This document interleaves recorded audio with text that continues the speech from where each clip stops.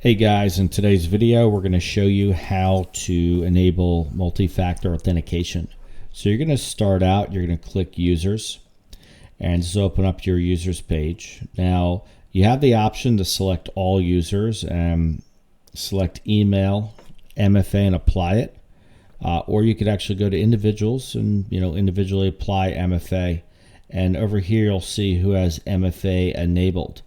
So what I'm going to do is I'm going to log out and re-log in as this user, and we'll test how MFA works. So what I'm going to do is I'm going to log out, and then we're going to re-log in with this particular user. When I do that, it's going to tell me that MFA is enabled and confirmation with a one-time password is required. So you'll click send one-time email, and that's going to send an email to the email address on file. So that should come in a few seconds. So we're going to load up that email and pull it forward here.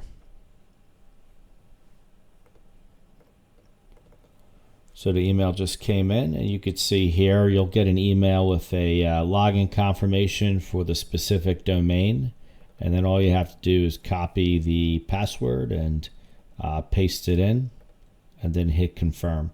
Now just for this example, I'm going to put in the wrong option so you could see that it's validating against that code. So once you're done, hit confirm, and that's going to log you in.